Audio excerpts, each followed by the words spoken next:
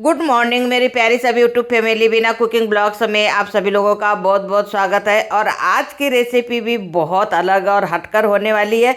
और तरीका तो इतना ज़्यादा सिंपल है और आप लोगों ने भी कई बार अपने घर में ज़रूर बनाकर खाया होगा। लेकिन आज मैं जो रेसिपी आप लोगों के साथ में एकदम सिंपल तरीके से बताऊंगी, तो उसके लिए ना हमें लेना है उड़द की दाल 1 कटोरी, और 1 कटोरी लेना है चावल। चावल आप कोई भी ले सकते हैं, लेकिन जो बासमती चावल वगैरह होता है वो हमें नहीं लेना है। नॉर्मल चावल जो डेली हम लोग खाते हैं वही चावल हमें लेना है। तो उड़द की दाल 1 कटोरी और 1 कटोरी चावल को अच्छे से हमें 3 से 4 पानी में धुल लेना है। और धुलने के बाद में हमें इसे रात भर के लिए ढककर फूलने के लिए छोड़ देना है। वैसे अगर आप चाहो तो 4 घंटे पहले भी डाल सकते हैं, लेकिन अगर आप एक अलग से अगर रेसिपी बनाने जा रहे हैं तो इसे रात भर फुलाने के लिए ज़रूर डालिए। तो रात भर फुलाने के बाद में दूसरे दिन देखेंगे कि हमारी दाल भी बहुत अच्छे से फूल चुकी है, और जो चावल हमने साथ में मिक्स करके डाले हैं वो भी चावल एकदम क्रंच हो चुके हैं। तो बस इसे हमें और अच्छे से पूरा रगड़ते हुए पानी इसका पूरा क्लीन करना है। मतलब 2 से 3 बार और हमें धुल लेना है, और इस तरीके से पूरा पानी हमारा साफ होना चाहिए। अब हमें क्या करना है, लेना है एक मिक्सर जार, और जार में हमें थोड़ा थोड़ा करके दाल और चावल को दोनों को साथ में ही ग्राइंड करना है। कई बार क्या होता है कि हम लोग जैसे बनाते हैं ना, इडली बनाने जा रही हूँ मैं, इडली की रेसिपी है ये। तो दाल अलग फुलाने डालते हैं और चावल अलग फुलाने डालते हैं, लेकिन जब हम लोग मिक्सर जार में दाल को अलग पीसते हैं चावल को अलग पीसते हैं तो उसमें दाल ना हमारी चिपक जाती है और उतने अच्छे से ग्राइंड नहीं होती है।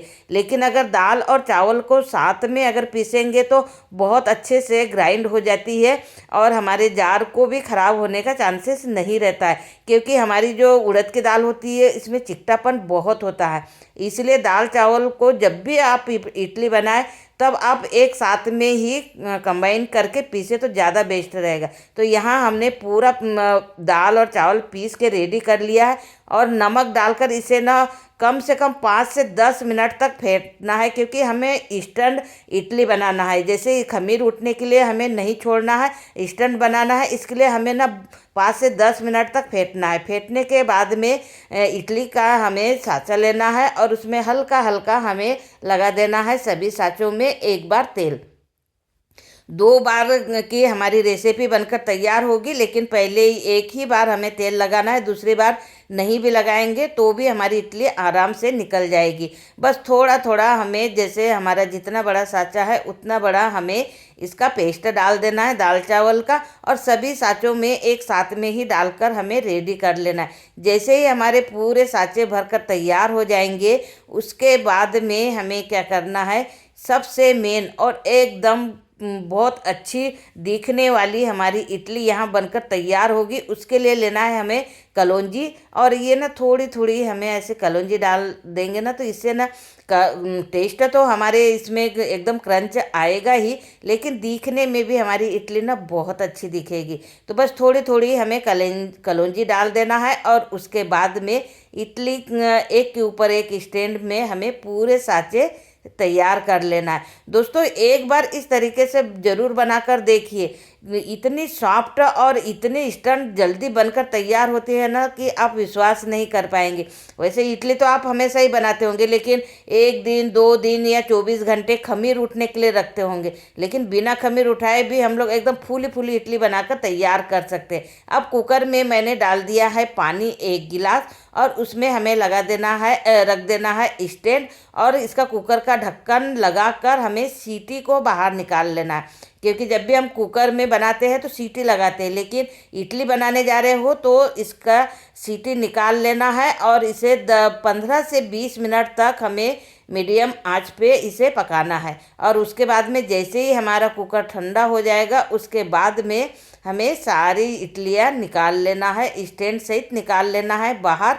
और उसके बाद में बहुत ही आसानी से हमारी जो नाश्ते वाली छोटी चम्मच होती है ना, उस चम्मच से हमारी इडली आसानी से निकल जाती है, और एकदम इतनी सॉफ्ट बनकर तैयार होती है ना, आप विश्वास नहीं करेंगे। क्योंकि मैंने यहाँ दाल और चावल दोनों की क्वांटिटी एकदम बराबर लिया है। तो जो हमारी उड़द की दाल होती है तो बहुत जल्दी मतलब खमीर उसमें जल्दी उड़ जाता है, इसलिए दाल को मैंने क्वांटिटी बराबर लिए, इसलिए हमारी इडली ना एकदम खस्ता और करारी बनकर तैयार हुई है। तो चलिए, यहाँ तो इडली हमारी बनकर तैयार हो गई है। अब यहाँ पर अगर आप सांभर के साथ में, चटनी के साथ में, कढ़ी के साथ में, जिससे भी अगर आप इस इडली को एंजॉय करेंगे ना, बहुत ज़्यादा टेस्टी लगेगी। और इतनी अच्छी सॉफ्ट इडली बनकर तैयार हुई है। लेकिन मैं इस इडली को ना इस तरीके से नहीं खाने वाली हूँ। लेकिन अभी बेटे ने जैसे ही देखा कि इडली बनी है तो उसे तो बस गर्मा गर्म ही चाहिए, तो मैंने उसे पहले ही प्लेट में लगा कर दे दिया है। तो यहाँ पर मैंने बनाई है दाल, जो मिक्सर दाल जो होती है ना, मिक्स दाल, उसे बनाई है। और इसका ऊपर ऊपर का जो पानी रहता है ना, वो निकाल कर इसमें मैंने धनिया पत्ते डाल दिए। और वाकई में इतनी टेस्टी लगी ना, तो वो बोले कि मम्मी इसके पहले तो आपने ऐसे नहीं बनाई थी। लेकिन वाकई में आज की इडली हमारी बहुत अलग और हटकर बनी है। लेकिन मुझे ऐसा नहीं खाना है, तो मैं क्या करूँगी कि तेल में ना इसे थोड़ा सा फ्राई कर लूँगी। और फ्राई करने के बाद में इसका टेस्ट ना 2 गुना बढ़ जाता है। आप कभी भी ट्राई करके देखना कि जो इडली हम नॉर्मल बनाते हैं उसका टेस्ट और इस तरीके से थोड़ा सा क्रंच करके अगर हम लोग इडली खाते हैं ना, तो वाकई में जो हमारी इडली है ना, इसका टेस्ट तो एकदम हटकर और एकदम अलग ही हो जाता है। तो बहुत ही सिंपल सी रेसिपी है दाल चावल की इडली बनाना। इसमें ना हमें कोई इनो डालने की ज़रूरत है, ना कोई सोडा वगैरह डालने की ज़रूरत है। ऐसे ही हमारी इडली फुलकर तैयार हो जाती है।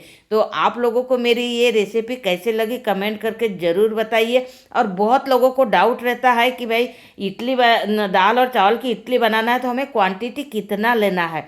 तो क्वांटिटी आप एक तो 3 गुना चावल और 1 गुना, जैसे 1 कटोरी हमने दाल लिया है और 3 कटोरी चावल लेना है, या फिर आप बराबर की भी क्वांटिटी में रख सकते, तो भी आपकी इडली एकदम परफेक्ट बनकर तैयार होगी।